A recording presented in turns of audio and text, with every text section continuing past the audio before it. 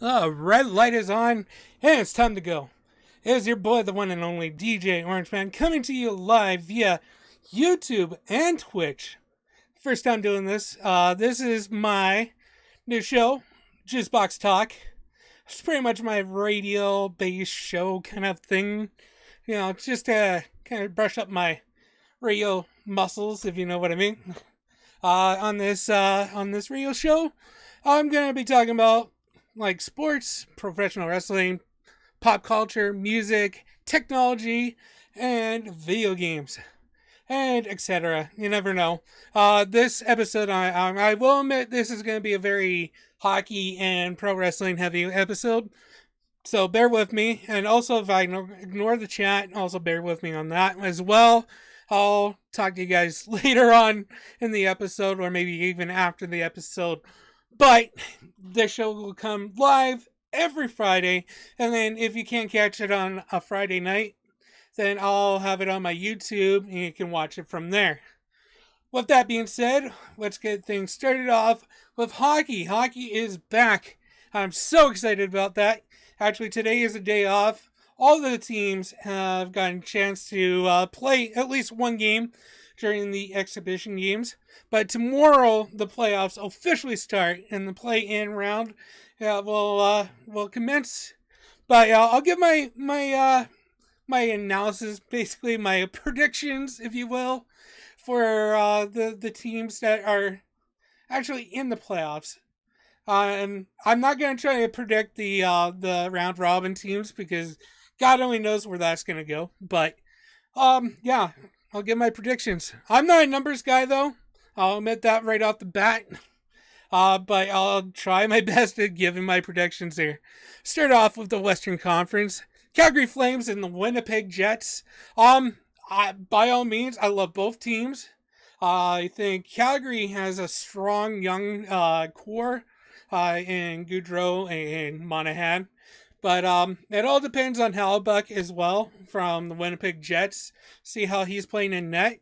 I also think what a big factor to that series is going to be whether Calgary plays Riddick in net or Talbot. Talbot. But I think I'm going to lean on Calgary on that one. Hard to say, but next we got Edmonton against Chicago. I'd say Edmonton has had a phenomenal season. Who are we going to doubt? Connor McDavid, you know, such a strong player, and not only that, Josh Idle has been strong as well. So I'm going to go with Edmonton on that one. Vancouver Canucks and the Winnipeg. Try that again. Minnesota Wild. I'm not a big Canucks fan. But I think they have a strong core as well. So I think I'm going to go with them on that one. Nashville Predators and the Arizona Coyotes. Oh, I'm not.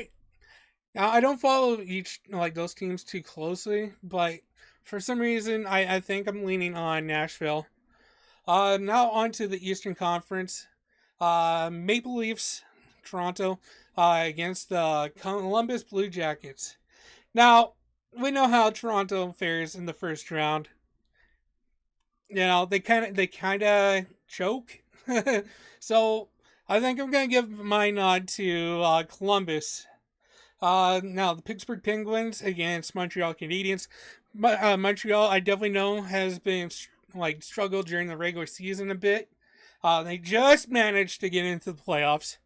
But no, I think I'm going to go with Pittsburgh on that one. I definitely know Gino Malkin. When he turns it on, he can turn it on fast. And if you get him angry, God forbid. Anyways, New York Islanders and the Florida Panthers. This one's an interesting one. New York Islanders, I know, have been struggling, not so much this year, but since Tavares left the team, they're questionable. They're a wild card per se. But Florida Since they're playing in empty buildings, I think they got a bit of an advantage. They're used to it. They're used to having no fans at the building, so I might take them on that one. And Carolina versus New York Rangers. For some reason I love New York Rangers because they have Henrik Lundqvist in it. I don't know if they're going to be playing him. We'll see, but he's another one. Once he turns it on, he's phenomenal. Anyways, carrying on. That's all my predictions for the first round there. But I gotta say, the interesting thing about these bubble games, like since the NHL is playing out of a bubble per se, and Toronto and Edmonton, the production, the presentation that they've been putting on is almost like Dai-esque. And I'm all cool with that. Like all these added camera angles, all the video boards and whatnot. I think it's pretty cool. It pretty much adds to the atmosphere of the games. Going back to the camera angles, like what they got, like something like 17 more new cameras in the buildings. One thing I'm going to say about that, of all those camera angles, there's no way they're going to get it wrong when it comes to video replays. There's no way. My only gripe, though, is the goal horns they're using, other than New York Rangers, sound like it was pre-recorded on a cell phone. The only reason New York Rangers goal horn sounds normal is because it's only a MP3 file to begin with. So, no change there. Anyways, now going on to a little bit of local hockey news is Medicine Hat Cubs may have a season this year, but they're going to have to talk about it at their annual general meeting. That's going to happen on August 6th at 7 p.m. It's open to the public, and it'll be at the First Assembly of God. So, any of my Medicine Hat people, be sure to maybe check that out if you're a big Medicine Hat Cubs fan. And I'm just cruising through my script as it is. But right there, we're going to take a bit of a music break so I can catch my breath. I need to slow down, obviously. Anyways, the artist that I got lined up here is a Medicine Hat talent by the name of Anthony Aries. He's from a local band by the name of Shoulder of the Hunter. Here is his song, Death and Taxes.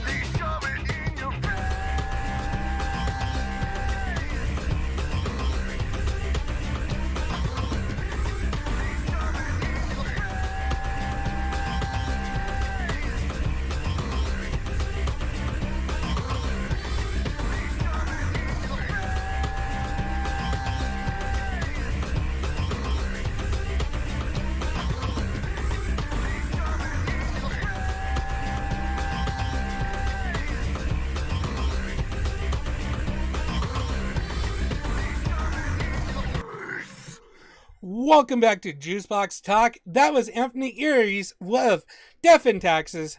Yeah, we can check him out on Spotify and Apple Music. Again, that was a lead singer from Shoulder of the Hunter from Medicine Hat here, my hometown. You can also check them out on Facebook. And like I said, I was cruising through my script here, so I'm gonna try to slow her down a bit. Anyways, let's jump on to professional wrestling. So I want to use this platform to help build up indie wrestlers and indie wrestling promotions. So with that said, you will not hear anything of the WWE on here. Absolutely not. Too much of the big league for me. I don't watch them anymore to begin with. So, but the exception is AEW and New Japan. I'll still support them because they still support indie wrestlers.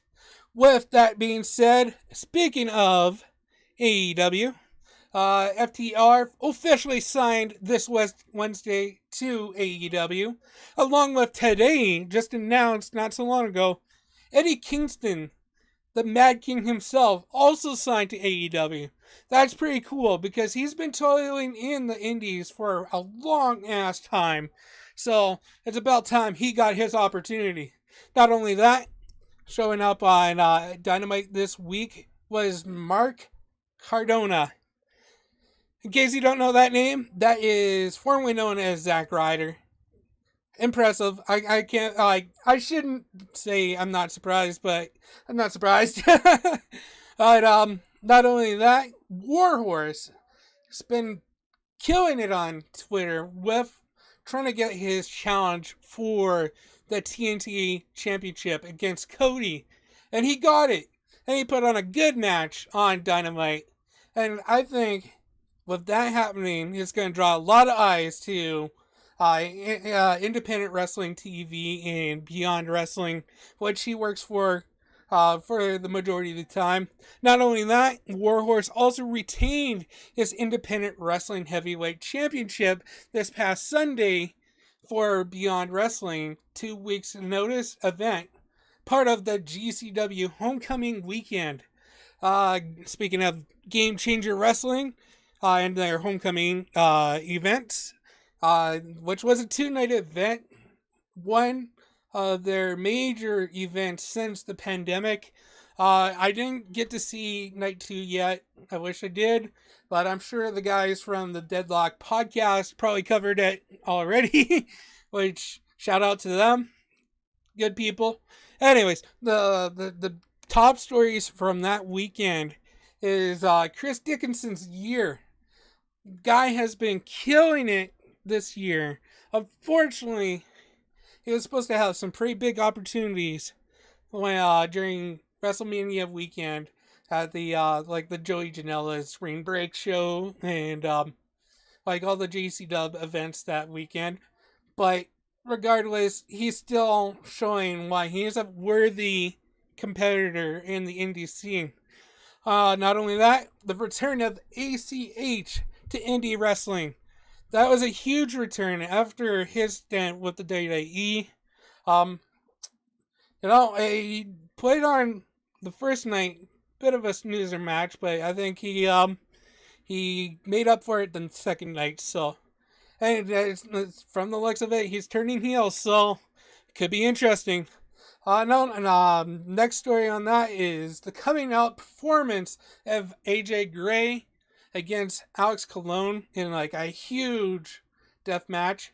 The guy has been also killing it on Twitter with the BLM movement and all that he has to do with that.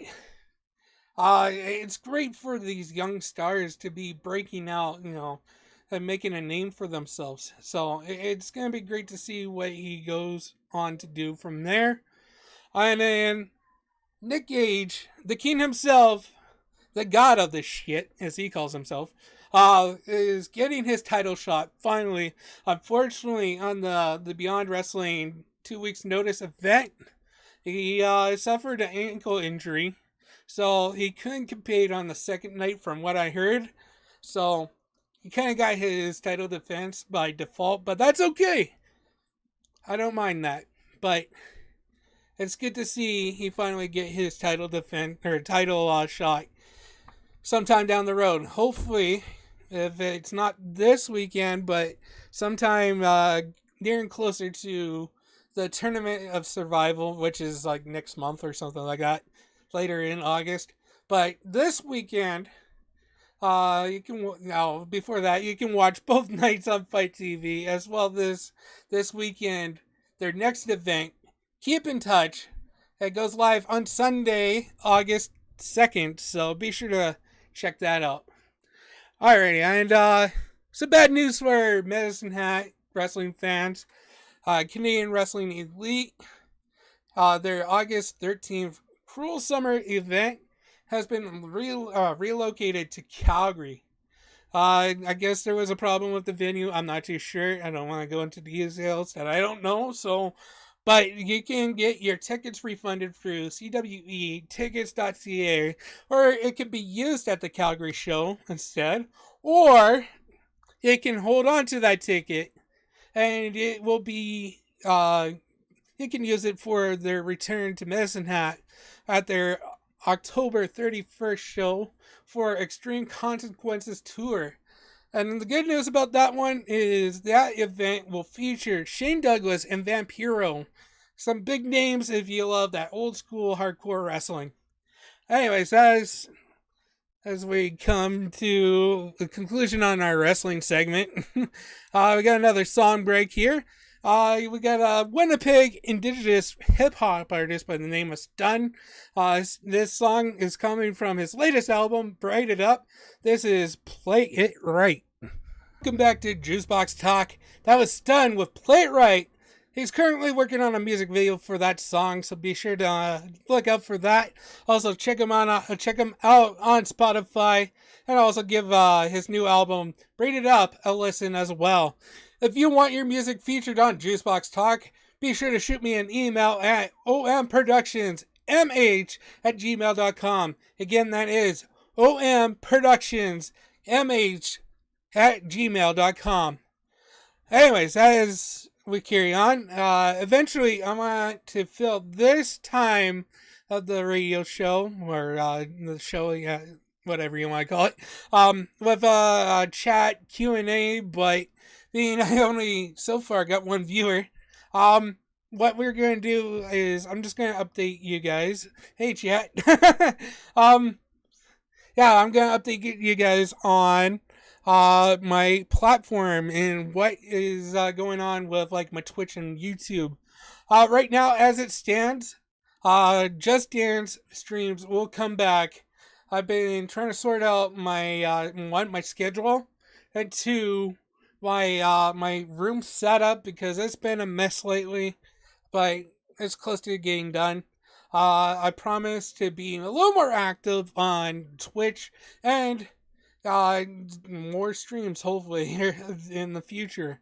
YouTube, Orange Man Hockey is kind of kaput because I kind of want all my content to land in one place. Too many channels becomes too much stress and too much things being overlooked, so I just want it all in one place. Hockey content will continue though on my regular DJ Orange Man YouTube account. There will also be wrestling content coming soon as well. The main thing I'm looking at is Fire Pro Wrestling World E-Federation, whatever you want to call it. Basically, a wrestling series where I'm taking like a bunch of indie wrestlers and throwing it into like a fantasy federation, if you will. And there will be new episodes of Orange Man Eats, and a new series I'm looking to make is Orange Man Drinks, which I pretty much already set aside certain things I'm going to do for that. Like G Fuel, like new flavors of G Fuel and their competition. So there's going to be that. Going back to Orange Man Eats, I got one thing planned, but it's other than that, we'll see where it goes. I got Jolly Rancher cereal, so that is going to be interesting. Just a little thing to look forward to. But like I said, lots of content waiting to be made.